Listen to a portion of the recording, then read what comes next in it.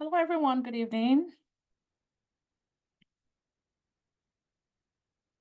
Hello, everyone. Good evening.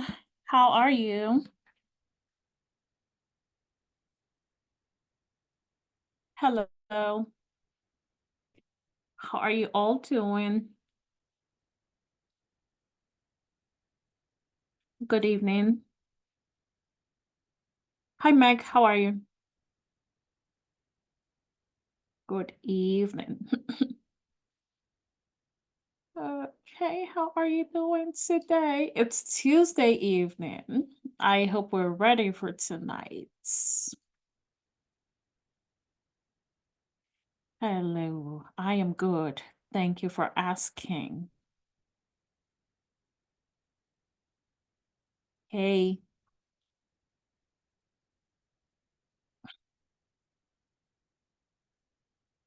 welcome. Good evening and welcome. If you're joining us, please type your name and where you're joining us from. What states do you currently reside in? What states do you currently reside in?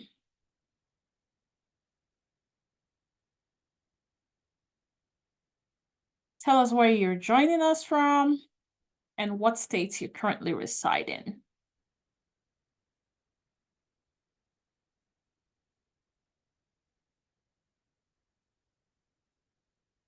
Hello.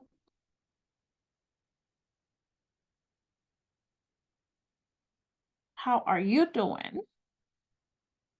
Tell us where you're joining us from if you're here. Tell us where you're and what states you reside in.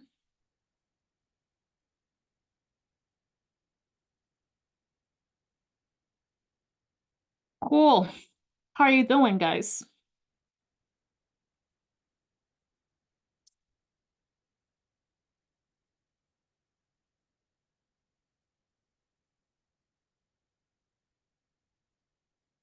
Hi, Oludayo. How are you? Hi. Okay, I did a quick check on my phone to make sure we are all here and getting whatever notifications we need to get on live. How are you doing, Oludayo? Hi, Funke. How are you? Good evening. How's everyone doing here today? Welcome. Good evening. It's nice to see you. Thank you for joining us if you're here. And if you're here already connected, please type your name and where you're joining us from. Let's get the conversation going. Hi, Yvonne. How are you? Good evening. How is your week going? Tell us where you're from. What's your name? Where you're joining us from? Would love to network and meet you.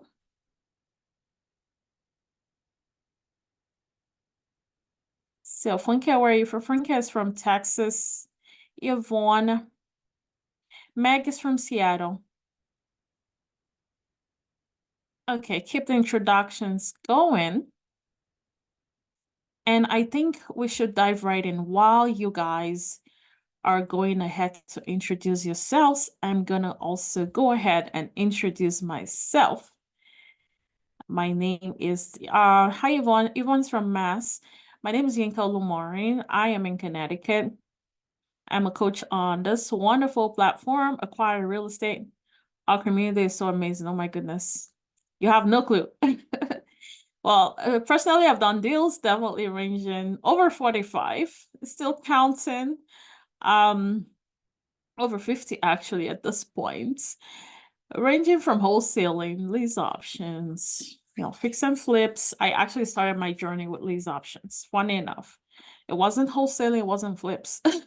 It was lease options and then wholesaling, and then I did flips and started to hold on to properties for rentals. Long-term rentals, short-term rentals, Airbnb.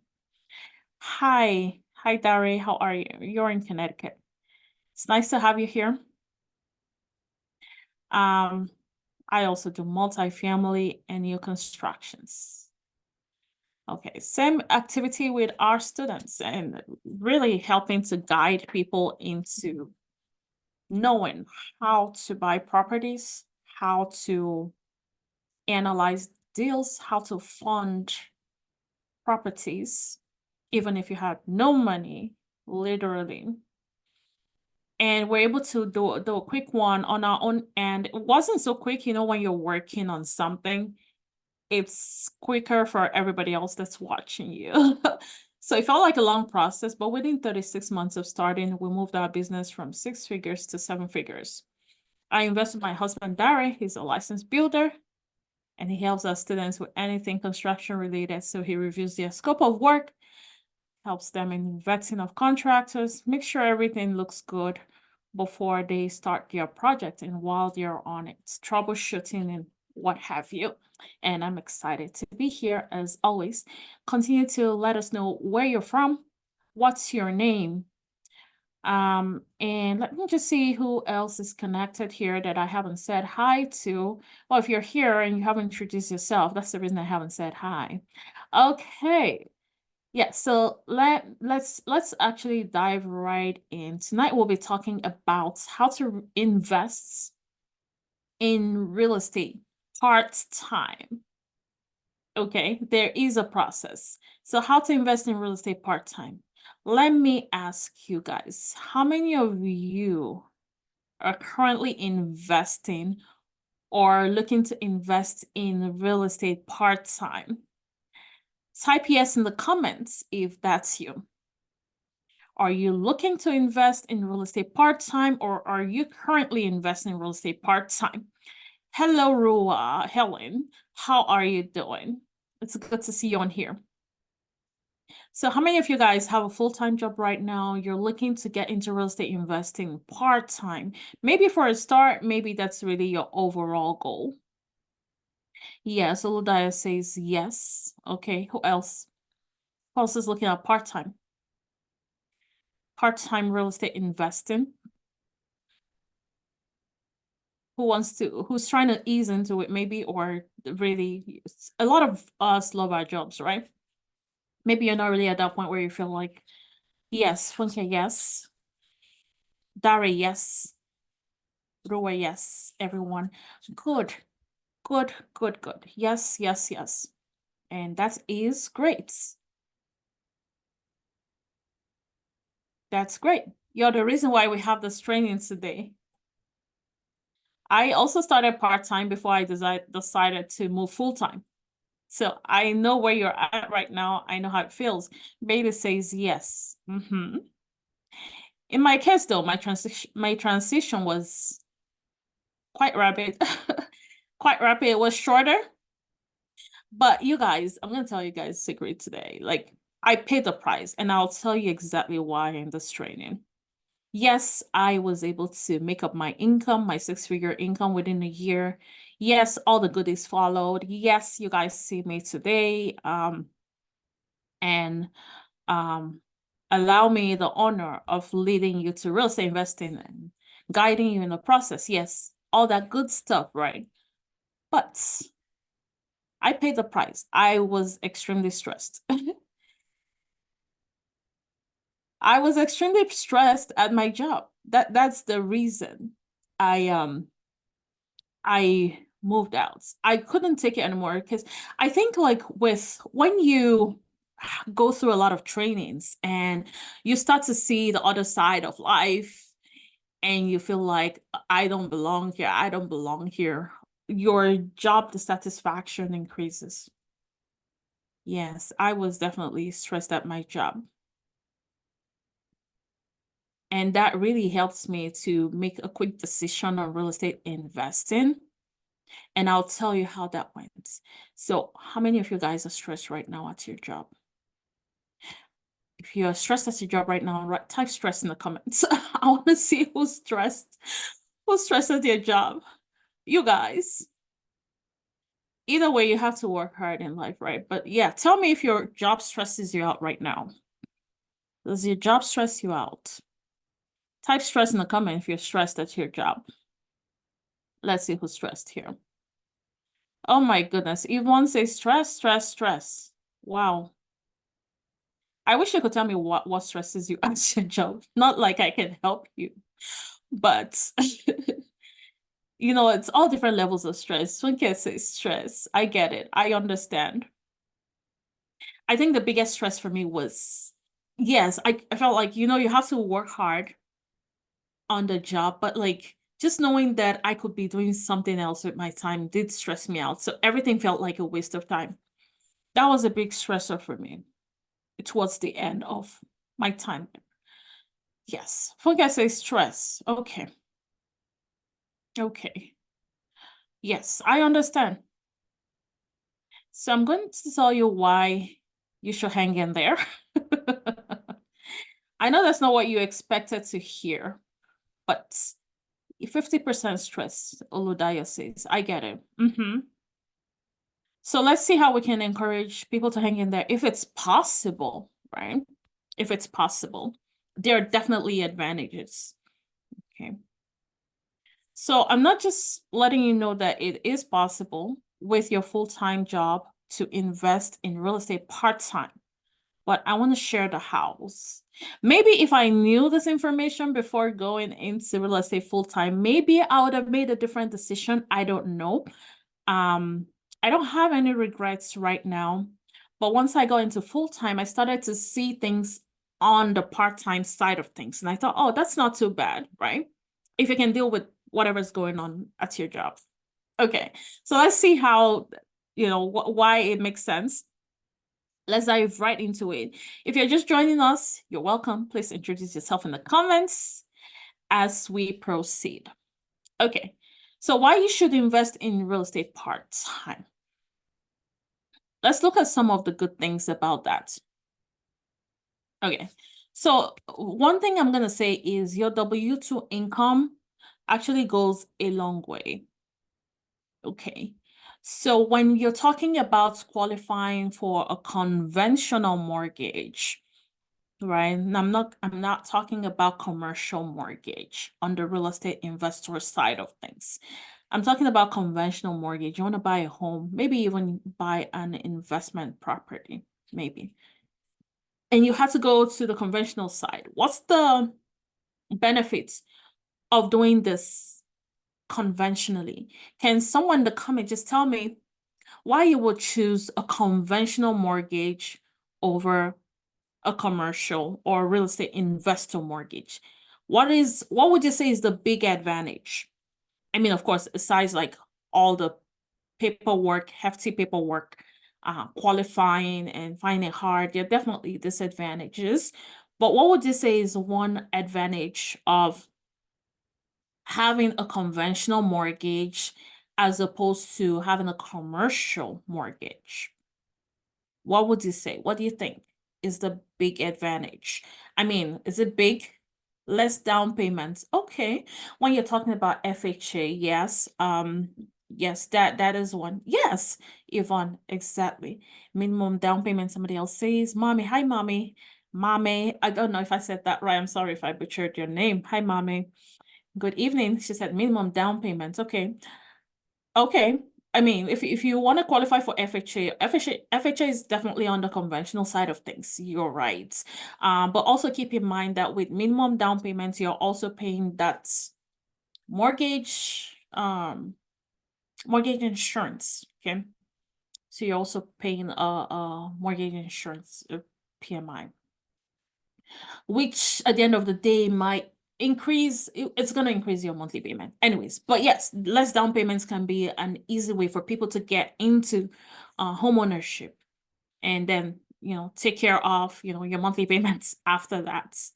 But I really wanted to say, yeah, the lower interest rate is really what I mean here. So if let's say you are looking for a lower interest rate mortgage and just, I'm going to tell you guys this, right? Like, initially, I thought that to even buy a home, like the only thing you could do was conventional mortgage. I didn't even know that there are other ways to qualify for a home. For instance, when I became a full-time real estate investor, I was thinking, okay, how else do you qualify to buy a home, right? But I got those answered eventually. Anyways, back to the point here.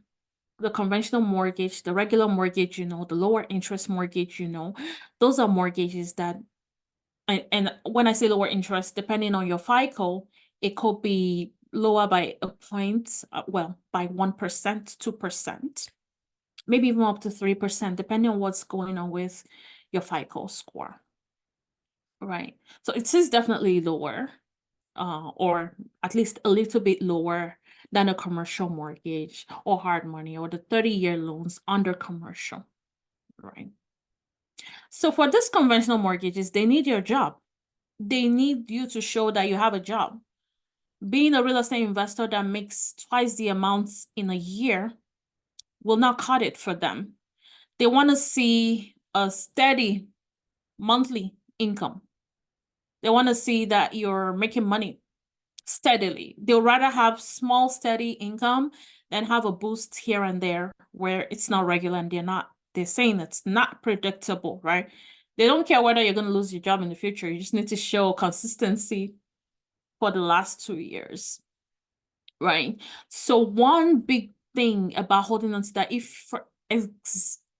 especially if you're looking to buy a personal home, right? Or if you're looking to invest in the conventional way, using conventional loans or conventional products, right? So they need your W-2 income. So before you hang your boots, remember that conventional mortgages would need your W-2 income. Does it have to be conventional?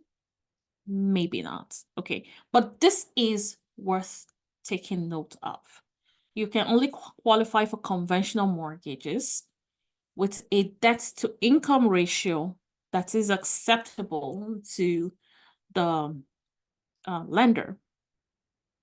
They're going to look at your tax returns, income stability from a job, a W-2. Okay, so definitely think about that. Then the other reason why you should invest in real estate part-time is less pressure. Okay, so less pressure because you have a different source of income. You're not pressured into going for big deals to be able to make a big income. You're not pressured into doing a fix and flip to make 50K, to make 70K. You don't have that pressure to have a deal done ASAP because you have a part-time job that you're not looking to get rid of right now. So it kind of helps you to settle down a little bit on the real estate investing side, and maybe even gives you the opportunity or feel like you have the opportunity and the time to start to work on your real estate investing journey, starting with smaller deals. So you have that less pressure to make money, which is important. Because with the real estate investing, full-time, you either go hard or go home. You either go hard or you go home. I'm telling you that. But you don't have that pressure with a full-time job. You don't have that pressure with doing real estate investing part-time. Okay, so less pressure is a big one that would help you in your journey. The other thing here worthy of note is availability of emergency funds. So hopefully you have some money in your account. I know most people do not, hence the need to at least find a supplemental income. But for the most part, I'm thinking that maybe you have emergency funds. At least you can look up to some consistent income coming in. If you needed that emergency fund for your real estate investing journey, maybe a contractor needs to look at a property, maybe you need to pay for home inspection, you can dip in and make small payments in hundreds of dollars, right? Then if you had no choice, you had no backup plan, right? Hi, Alonge, good evening. Let's see what you guys are saying right here. Offers longer repayment terms. Okay, so Helen, talking about repayment terms for 30-year mortgages, it's not only special to conventional mortgages. Commercial mortgages also have 30-year products, which means lower monthly payments as well. It's just that the interest rate, so if you're getting 4%, back in the days when you get 4% on the interest rates for for the conventional, maybe on the real estate investing side of things, can be 5 or 6%, which is not a lot when you look at what you end up paying monthly. It's not like a huge difference, right? Okay, so definitely commercial has those terms as well. And Olayemi says the paper documentation of conventional mortgage is more than FHA. Okay, okay, that's good to know. And then Alonga says here, okay, cool. So if you have any questions, definitely put those in the comments. If you have any comments or questions, type those and then I'll look at those from time to time. So availability of emergency funds is definitely a good thing. Okay, the other thing is while you're at your job, you can keep growing your 401k. Okay, which is your retirement account. Once you pull out of the job, your 401k, of course, your 401k stops growing. I think the nice part of having a 401k sitting from a previous job is the fact that you can roll that over into a self-directed IRA, which is what I did, right? So my 401k, I did roll over into a self-directed IRA. So it means self-directed means you now are responsible for directing that money into profitable investments, right? That's what a self-directed IRA does. Some 401ks might be able to allow you to convert into self-directed IRAs. For instance, if you wanted to be a private money lender in real estate investing, you know you're going to earn around 12% return on your investment, for instance, and you decided, okay, I'm going to stop, I'm going to switch over from whatever my custodian is doing under the 401k plan now to real estate investing. So that's what self-directed means. You're choosing to invest in different ways, or and most times in better ways. Because if you don't have something better to do with the money, you better leave the money the way it is, right? So a big advantage is the fact that you can continue to grow that 401k. Is that the best way to get returns? Maybe not, but at least you have your job still contributing towards your 401k. Okay. The other big one is health insurance. So if you're self-employed, the health insurance can be on a little tougher. But if you have a job that provides health insurance, it's a good plus. It's a plus. If you're self-employed, you might end up maybe going for paid state insurance. You can go onto the marketplace and choose insurance, right? It might be a little bit more expensive and you might get a good deal, but just note that health insurance is a big one. However, I know of some people who pay more in deductibles from their job provided health insurance as opposed to someone who is buying their own health insurance outright. So it really depends. It can really change from one person to another. But keep in mind that, of course, if you don't have a job and that job, if you have a job that provides you with health insurance and you stop having that job, then your health insurance is at risk. But that's not the end of the world, right? So keep that in mind. It's good to have that stability with health insurance, especially if you have your family added on to that health insurance. You really want to consider investing part-time as opposed to quitting your job completely. Okay. The other thing is having diverse income stream is a good thing. Okay. So having not just relying on your real estate investment profits, but also having something, no matter how little, right, is something. It helps to be diverse and you can spread your risks across, so to speak, right? So in real estate investing, if let's say you made a mistake on a deal and you had to lose some money, it's not going to be the end of the world. It's not going to be like, oh, I wanted to make 80K, now I'm only making 50K, and that does affect my bottom line for the year. Yes, that would affect your bottom line if that happens. But in the real sense, if your profit on property is 80K and you're making 50K, it's still not a bad deal. Just generally speaking, you see it as not a bad deal if you had a part-time job, if you had a full-time job or a job on the side, right? So you're not putting all your eggs in one basket. So just having that diverse stream of income is very helpful. Okay, in the comments here, it says, does it make sense to pay off mortgage aggressively or starting a multifamily while you lay off your mortgage? Note especially when your interest is more than 2,500 and you're not sure multifamily will cash flow up to. I gotta look at your numbers. This whole thing you're saying to me is not really adding up in the comments. But I don't think that paying off your mortgage aggressively is a great idea. I mean, it depends. What's your goal for doing that? Having the free and clear property too quickly is not really a great way to leverage your return on, well, to leverage your funds or your money. And it's not the best return on investment you can get. And we had a training on this before, the power of leverage.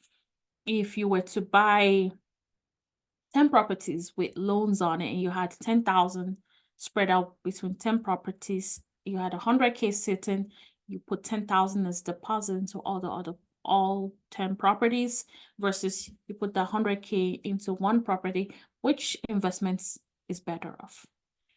In year 2, year 3, year 4, you start to see cash flow wise, you're better, equity wise, you're better, mortgage pay down, you're better. You're better in many ways, in a lot of ways. In your portfolio, the value of your portfolio is better. So definitely leveraging makes a lot more sense than running around to pay off, like maybe when you choose a 30-year, a 15-year amortization mortgage as opposed to 30 years because you want to pay things off quickly and you prefer to have a high monthly payment. Doesn't really make sense when you put the numbers in, if that's what you're asking, to pay off your mortgage. Yeah, I get it. So I think what I just said actually should make sense. If there is any follow-up questions, feel free to type that in the comments. Okay, so diverse stream of income is good. The other thing is ongoing networking opportunities while you're at your job. You gotta take advantage of people around you, the fact that you have people around you. Don't take that for granted. Build those relationships, network. These are people that will turn around to be helpful for your business. So if your job, especially if your job is a job that helps you to network with people, I know these days many people work from home and maybe you're not networking that much. But if your job is a job where you meet people, you talk to people, you have co-workers, you have bosses to report to, it is a great opportunity to network because business is really about networking. This might be your future business partners, right? So the ongoing networking opportunity is a plus of having a full-time job and investing in real estate part-time. The other thing is learning from existing systems. So if you're working at a job where they have like softwares, where they have let's say things like client management systems, any management software, and you're learning how to use the softwares, it's a plus because you kind of start to have an idea of how you would do things differently in your business. It informs you of what you can do differently and what to stay away from when you're building systems within your business. So that is definitely a good thing. Then the other thing, you guys, is tax deductions with a job, right? And this, I'm going to look at this or talk about this from a different angle of not just necessarily having the job per se, but investing part-time. So comparing between just having that job versus having the job and a real estate investment business on the side. So investing in real estate part-time alongside your job.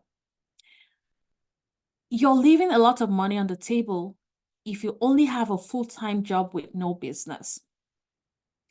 Because there's a big difference between the way you are taxed as an employee versus the way you're taxed as a business owner or having a business on the side.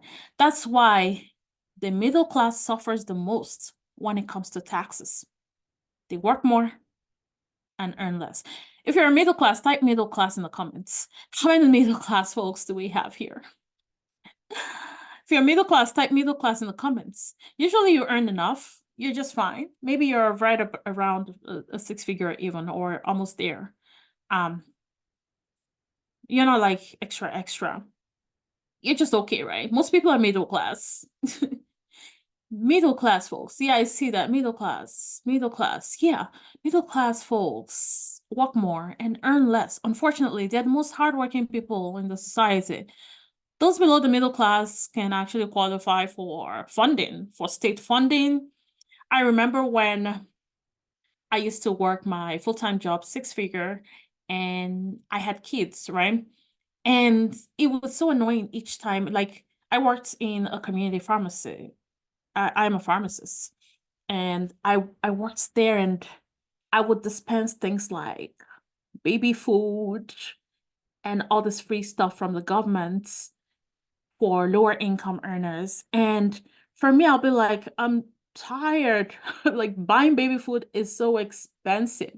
I mean, I earn more than these people, but like, it's kind of really hard on finances when you have children.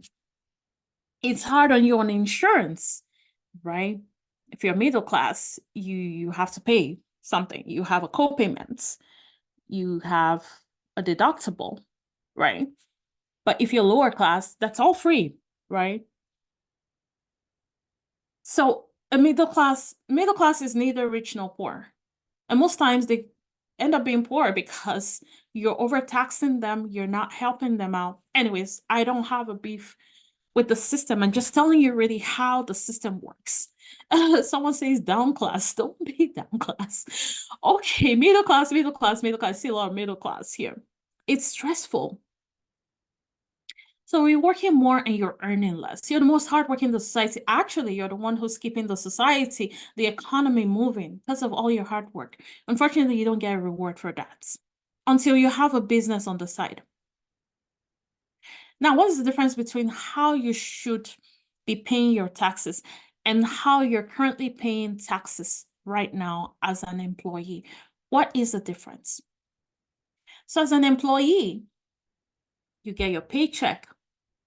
You pay taxes first. If it's 100K, you gotta pay that tax first from that tax bracket. If you're 30% tax bracket, 25%, 39%, 40% tax bracket, you gotta pay that first. Whatever is left is what you have. That's your leftover before you can get into paying your expenses. If you have 100K and you're taxed at 40%, unfortunately, you only have 60K left after taxes. And then you can live on 60K. You're not a six-figure earner anymore. Sorry, right? That's like an extreme tax case at 40%, 39, high 30s, right? You barely have enough, and you keep wondering why you're making six figures, and it's just not adding up. Garbage in, garbage out. And then here on the other side, as a business owner, it's very different. Make a gross income from your business. You pay your expenses first. There's no limit to how much expenses you can pay for as a business owner. You pay for a bunch of expenses. You're free, right? So whatever is left after your expenses is really how much you really made in that business that they can end up taxing you on. In fact, you can even make, if you end up having too many expenses and you have no income left, you're negative right here. In quotes, on paper, right? Paper negative. Because you move this into other expenses for your business. Okay, so this negative right here, as a side income, you can apply that negative to your income from your employment. So rather than losing what? 40 on here, you're actually claiming this loss from your business as well. By the way, I'm not an accountant. This is a general principle, okay? So don't type accounting advice in the comments. But this is a general principle. This is really how it works, right? So everybody's situation is different. What can I deduct and all that stuff? But this is the general scenario. This is how business owners are taxed. Your expenses are priority. Your expenses are not priority here. If you like, have only 20K left. That's what you're gonna spend, right? They don't care about, what your family size is, what have you. Whatever is left based on your tax brackets is really what you get to spend. So keep that in mind as to why you should have a business, as to why you're leaving so much money on the table as a middle class person who worked so hard, who got your education. For the most part, most of you guys went to college. You have student loans that you're still paying off, and it's not paying off. In fact, some people have deferred payments because they're unable to handle that. This is the reason why the tax system does not favor middle class at all. So you got to fix that by having a business. Okay? And that's so Alonge here says that's why there's no middle class with 6 figures. I know, right? I think it's because most middle class are around that 110, 120 if you're like a 6-figure earner. And by the time you calculate the taxes, you're really not there. And you actually don't want to tell people what you do because you don't have the money. If you tell them what you do, especially family, and they feel like, oh, you should have money, and you don't, it can be embarrassing. Been there, done that. Okay. So how can real estate investing fit into your schedule? How many of you guys feel like you have the time for real estate investing? Or how many of you guys feel like on a daily basis you have no time? Do you feel like you have no time? If you feel like you have no time, type no time in the comments. I want to see what you guys think. No time. I have no time. I'm too busy. Or maybe that's what's been holding you back. You don't have a lot of time. Type no time in the comments. Let's see how many people feel like they have no time with your full-time job. And I know some people have kids. Some people have little babies and a lot going on in their lives, right? No time. So yes, it's a real thing. Once you get into, you can start to see real estate investing resources, and they're like, I don't have the time. I wish I could put this in my, you're basically confused, right? So I'm gonna ask you a question. Do you have 4 hours per week? When you say no time, what's 4 hours per week like? Okay. How about the morning before work? Like maybe when you're commuting to work, or actually not even commuting to work. Maybe you just woke up. Yeah, Yvonne, trying to create time now. Maybe you just woke up. Do you have 1 hour after you wake up? Or can you wake up 1 hour ahead of time or earlier than you normally wake up? You guys, what time do you guys wake up? Type in the comments. I want to see what time you guys wake up. What time do you guys wake up? How many hours of sleep are you guys getting? Are you guys getting 6 hours of sleep? You guys getting like 7 hours, 8 hours? What are you guys getting for sleep here? 5 a.m. I see some 5 a.m.s. You wake up at 5 a.m. Okay. Is that because you have to work at 7 or 8? If you wake up at 5 a.m. and yeah, do you leave your house at 6 a.m. or 7 a.m.? Because if you leave your house at 7 a.m., 5 a.m. So you guys really have pretty good work ethics here, I think. Because if you're waking up at 5 a.m., and some people it's because of kids, right? Maybe you got to take care of kids. Pauline is sleeping for 4 hours. Pauline, why? 4 hours of sleep. You got to fix that. What's going on? Work, kids. That's not Pauline, though. School runs and work. Yeah, the kids make us wake up really, really early. How annoying is that? Wake up really early because of the kids. You're like, oh my gosh, I'm not even the one going to school and I have to be up so early. Anyways, the 1 hour. How does 1 hour look like in the morning? Can you put in an extra hour to quickly look at things? Maybe look at your emails.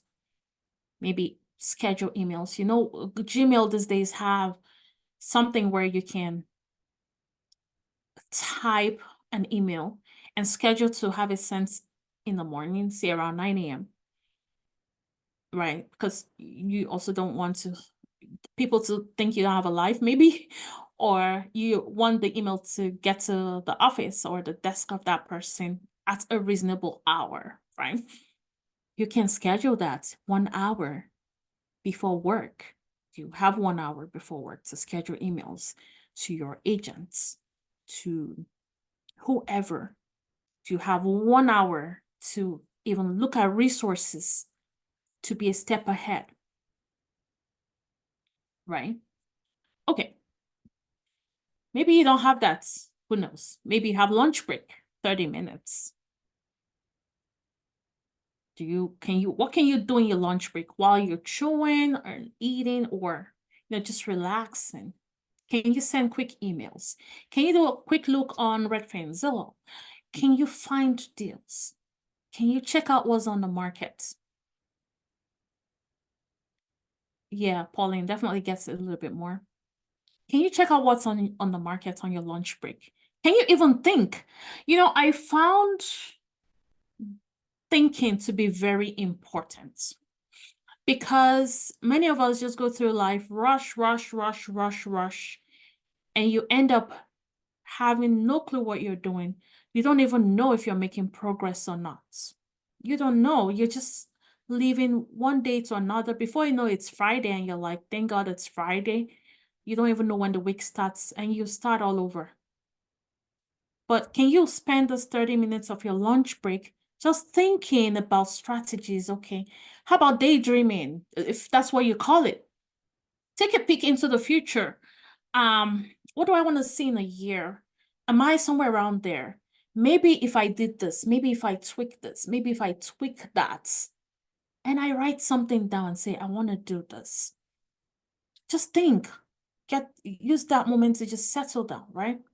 While you're chewing on something or having a coffee or having your beverage, whatever it is. Just think about your life. Think about everything. Think about your real estate investing journey. Because a lot of things that you do come from your thoughts. Okay. After work commutes, maybe during your commute, you have an extra 30 minutes, right? Maybe from your work to your house, it's about 30 minutes. Usually on average, people are kind of around that, right? Do you have 30 minutes to listen to videos and resources on real estate investing?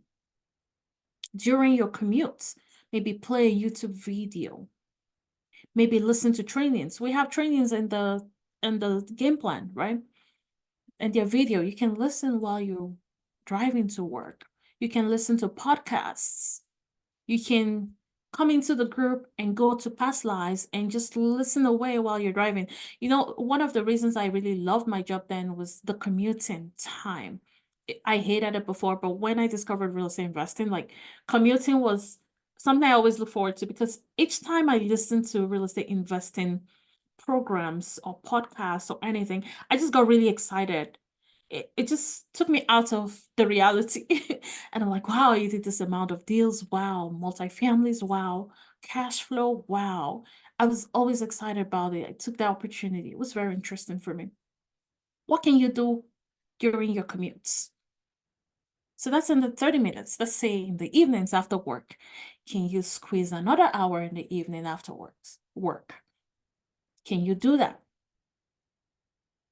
Do you have 1 hour before bedtime? Or do you just want to be on the TV lounging? I do that sometimes to just lounge. And before you know it, you're 3 hours just sitting on the couch. You go to bed late. So you sat down on your couch. You're like, I'm done for the day. I'm tired. You sat on the couch from 7 p.m. till 10 p.m. That's 3 hours watching scary news, things that don't necessarily benefit your life. Okay, if you know about people who got killed, how does that help you be a better person? Right? If you're living all fearful and all, nothing against news, but just to let you know that actually I've seen a few people who had this news lifestyle and then moved over to something more productive and they loved it. Maybe you want to give it a try where you're not just listening to scary stuff only all day. You want to listen to things that will boost your morale, things that will make you feel great, things that will move you to the next level, right? So how about evenings after work while you're lounging on that couch? Can you get a Kindle device or open up Kindle on your phone and just read some books, maybe ebooks on how to do great in real estate investing, maybe strategies. It is exciting. Money is exciting, especially if that's a stressor for you. When you start to see how it's possible and how you fit into the whole picture, it's very exciting. Can you incorporate that into your plan? Okay, so if you look at this already, we're at 1 hour, 2 hours, 3 hours in one day, right? Okay, and we're just really trying to manage our time. Whether you manage your time or not, is gonna go by. What you do in that time period is really what matters. So it's a choice. What am I gonna do in this time lapses, during this duration in my day? What do I choose to do? And then weekends. What's going on in the weekends? Do you have 2 hours? Can you wake up early on Saturday, or whatever time you wake up, do you want to dedicate that to something before events start, before things start to get busy, before you do your groceries and do your laundry? Or can you even listen up to things? Because the day before, you got a plan that you're going to listen to stuff on Saturday while you're doing laundry, right? A lot happens while you're listening. You're growing. So you have to plan a day before. This is what I'm gonna do. Otherwise, you're gonna wake up and you feel like, I'm just gonna, it's easy, it's convenient for me to slide back to what I'm used to doing. Okay. So can you change how you're using all this valuable time? If this is 4 hours a day times 5 days, that's 20 hours. You think it's not gonna show in your life, in your overall outlook, if you're spending 20 hours a week to your own business, to your own financial freedom? Let's say it's even just 1 hour a day, and you did that for 5 days a week. That's 5 hours a week. What can 5 hours a week do for you? Remember, you didn't used to spend time. Now you're spending 5 hours a week into your real estate investing business. What would your growth curve look like? Right? How about if you maximized everything here? It's a lot of time. It's almost another full time. Just taking advantage of the small lapse in time. It's great, but we got to see it. You got to know it. You got to plan that this is what you're going to do with your time. If you don't plan, it's going to go by. And then it's another year. You're like, oh, this is 2025. I thought I would do something in 2024. God forbid, right? That's not you here.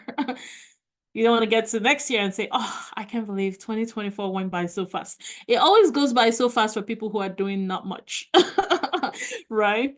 Okay, so that is it for how it fits into your schedule. You got to plan it. Who can help you? Everybody needs help. You feel like, I can't do it on my own. I'm going to need help. I'm going to need to set it up right.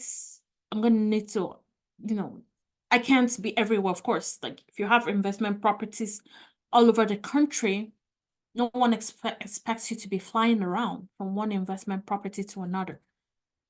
Who can help you? Your real estate agents can help you. What can your real estate agent do for you? Can you type in the comments what you think your real estate agents can do for you? What do you guys think? What do you think your real estate agents can help with? What do you think your real estate agent can help you with?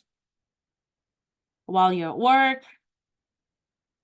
Why would you even email them in the morning or later in the day? What do real estate agents do? What can they help you with that you don't have to worry about? What kind of real estate agents help you with? Okay, I might be ahead of someone who's typing. Yeah, it's good. Calling you right can help you find deals, find properties. You can even tell your real estate agent, this is my search criteria. These are the kind of properties I'm looking for. So when you're on a lunch break, you can just look through what your real estate agent sent over to you. And you can quickly do a quick analysis and say, oh, I like this property. Email back.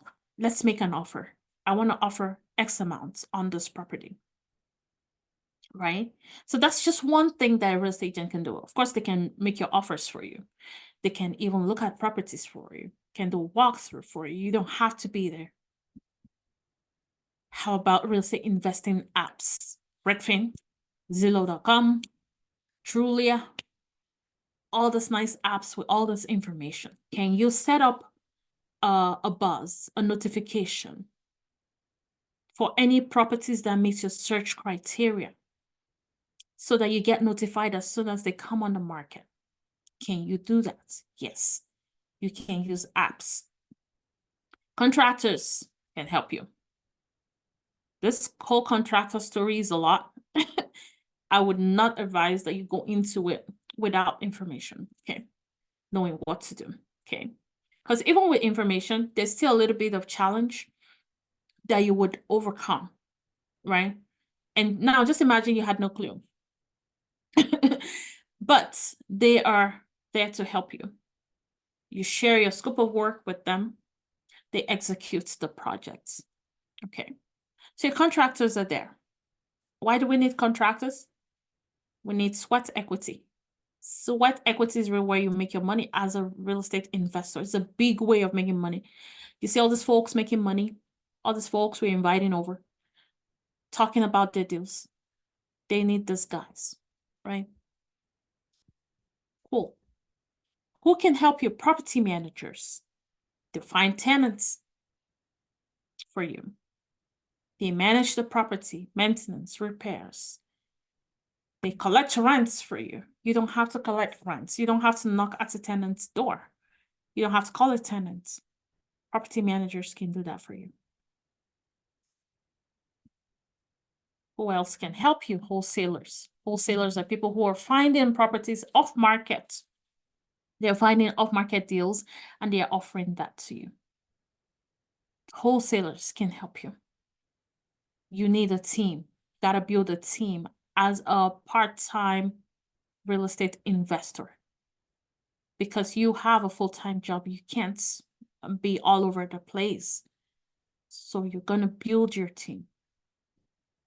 How about capital? Because some of you guys wonder, can I afford to do real estate investing? How can I raise money? I'm hearing hundreds of thousands here and there. This person's talking about 200,000, 300,000. I'm not even at that level. Like, I'm not even at the 10,000 level right now. Don't tell me it's easy, right? And sometimes it's hard for your brain to grasp that. So once your brain grasps the concept of 10K, it grasps 50K, 100K, 500K, right? Now we're talking of price points of homes even. You're selling a property at 500K. Automatically, if you sell 2 properties at 500K in a year, your tax return is already in the millions, right? So you start to get used to seeing millions on your tax returns, right? So it's more of a mental thing that you get to start to see, okay, multi-millions already in revenue. How much do you have in profits? Get to that point where you're even making millions in profits as well, right? But it is a gradual process. Just remember that there's something greater than where you are at right now. There's something bigger than what you're used to. So how about capital? How about capital? You have commercial lenders, you have other lenders, hard money lenders, all kinds of lenders in the real estate investing space. Okay. You can also use business credits.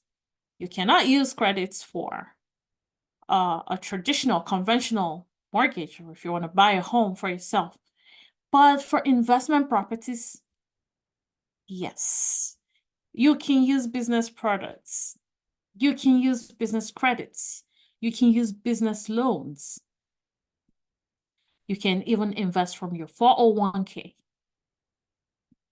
You can invest from HELOC, home equity line of credit. If you bought your house maybe a couple years ago, it's built some equity. You can borrow from that equity to invest in more properties. Of what use is $50,000 sitting in in your equity for your current house?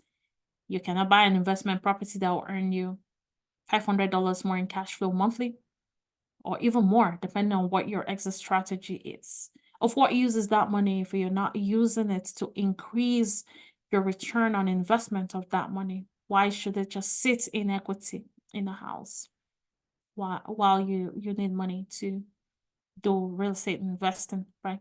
So HELOC is a good source of funding and usually come with low interest rates, lower than you will find with all those other products, right? So HELOC is definitely a good way, because most people who are working full-time have a home, but don't just understand that their home can be a breakthrough. Their HELOC can be a breakthrough into real estate investing, right? So that's one. What if you feel like you don't have all this? Then partner with people. I can't tell you how many people within the coaching program are partnering with each other right now. Partnership is great. You don't have something, you have the knowledge. Somebody else has the money. You partner, you come together, and you execute a very nice deal, and you split your profits. One down, many more to go. If you enjoy that partnership, you're going to do a lot more together. You're going to make money together, right? So partnerships are big ways of raising capital. You got to be in the right environments. You got to be in the right place, though, where you have people who are like-minded. And that way you're thinking on the same level. They know what you know, and you guys are working together. Okay, so you don't have any differences in knowledge base. So partnerships are great. And then you also have private money lenders. Okay, private money lenders or private money lending is a way to source your down payments as well on properties. Most times, commercial lenders will cover up to 90% of your purchase, but they always do 100% of your repairs. I've seen some scenarios where they do a little bit less because they wanted to reduce their risk because there's something special going on with the deal. But generally speaking, I wouldn't even say go for a deal where they want to fund less, because if it's risky, it's risky. Get out of it. If they're not willing to fund that much, get out of it. And they kind of help you vetting your deal. I mean, they must make money even if you don't, right? So they try to make sure your deal makes sense anyways. And then private money is a big way, the most flexible way actually that I know of to fund your down payments and actually grow your private money lending relationships is huge. Yeah. Big question here, guys. Will you fail? Do you think you're gonna fail? Because some of you guys just feel like, I don't know, I'm not comfortable. This is a big deal, like real estate. You're talking big money. You're talking huge investments. It's a lot. I'm just going from, managing my 1,000, 2,000 weekly, what have you. Now you're talking about hundreds of thousands. I don't know. I'm afraid something can go wrong. And I kind of understand where you guys are coming from. But will you fail? Will you really fail? Are the people who are doing it, are they special? Are they different? Is it because they're rich? Is it because they're used to big numbers? No, right? They were used to small numbers before. Now they're talking bigger numbers. Believe it or not. What is right is what is right. What's happening is what's happening, whether you believe it or not. So it will now be up to you. Will you fail? One thing I want to say is your mentality. What do you think? Do you believe in yourself? Do you think that you can give yourself a chance? Because your future self will be very upset at you if you look back and you saw that, or you found that you give yourself a chance to even succeed. Your future self will be unhappy. You owe it to your future self to try, regardless. Someone who tried and failed is better than someone who didn't try at all, because they know one way not to go about things anymore. Will you fail? Definitely the number one way, we have to go step at a time, will be number one, your education is a big one, right? If you don't know what you're doing, you're going to fail. There's no way to sugarcoat that. If you have no clue what you're doing, I'm sorry. I wish I can help you, but you're going to fail. If you don't know what you're doing, don't do anything, please. Right? Because it's big risk. But you mitigate your risk in real estate investing by knowing what you're doing. It's not as big of a risk as stocks and a lot of other investments because you're talking real property, right? You can see the property, you can feel it. It's not like something in the air, like the value of stocks or what have you, right? This is real. It is a property. So regardless, you have that property sitting there. But you need to have that education to know exactly what to do, what your exit strategies are, to know if you're overpaying for a property or not, right? Because you can be overpaying. You can be overpaying by 50,000 without knowing it if you have no clue what you're doing. And if you overpay, it's nobody's responsibility to buy that from you at 50,000 higher than the market value. You're going to carry that failure over. So education is very important. Understanding how to analyze a property is very important. And of course, your mentorship is important because it's one thing to get a course and say, good, I got it. When you go into real life, it's different all the time. Even when you have mentorship, it's different when you're executing. You can come across things that is different or new to your mentor and you're like, oh, okay. Maybe your mentor even doesn't know that that can happen, but it happened in your case. Maybe they changed the rules, right? Now you have somebody helping you through, and I'm going to get you a resource on that. I'm going to look this up. I'm going to see how you can succeed. Worst case scenario, it hasn't happened to them. Most times, what you're about to go through is something that your mentor has already gone through and can help you through easily. So rather than suffering through the process and hating your life and failing, this is definitely worth it. Having that mentor, it is a process, right? And they help you with that process. So a mentor will guide you through the process. A mentor will guide you through the markets because markets are different. Okay. So very important when it comes to succeeding. The other thing is so key. It has to come from you alone. Is commitment. Are you committed to the course? I mean, the course of your life, real estate investing, not a product or course, right? How committed are you? Now that we've been able to squeeze some time from your schedule, are you willing to be disciplined to set that goal for yourself? Because guess what? If you don't have that commitment or discipline that comes from you, you can't succeed either way, even if this is handed to you on a platter of gold. Because there is that commitment that comes to keeping up with things, right? Even if, let's say you got 10 properties through an inheritance, you got to still be committed to keep those properties alive, right?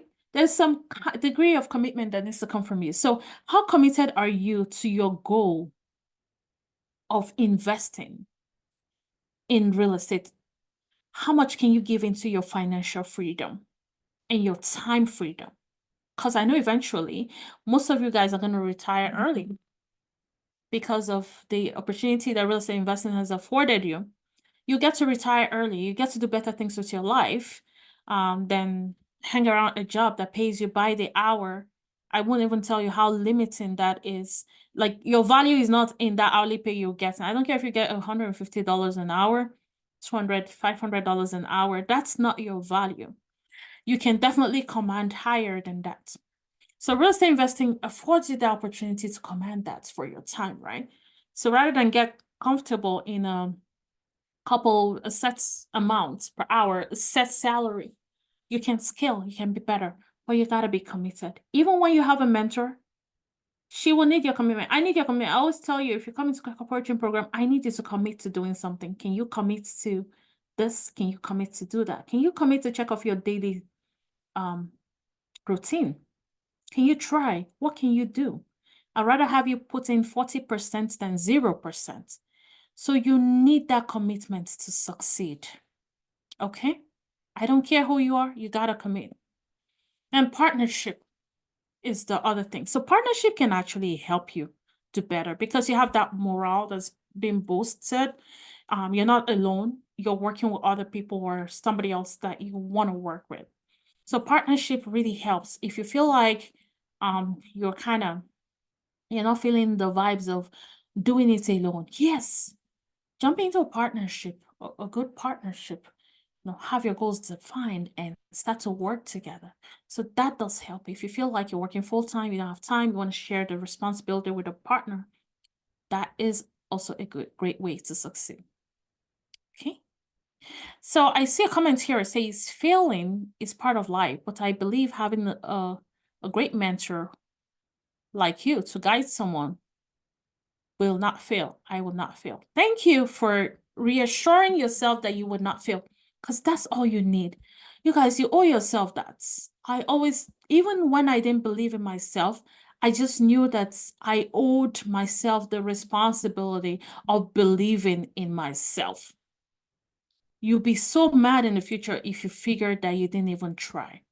You'll be so mad at yourself for doing that to yourself. It's like you believe in other people except yourself. You believe other people's success stories. You believe they could do it. You believe they're not lying. But you decided, as for you, that's not something you believe you can do. It's not fair. It's not fair to you. It's not fair to whoever created, to who created you, right? It's not fair to limit anyone. And not you. You should not be limiting yourself. Even if you don't believe in yourself, you build your confidence over time, but give yourself that opportunity at doing different things in life, at succeeding in life. So thank you, Reward. Thank you for Helen for that.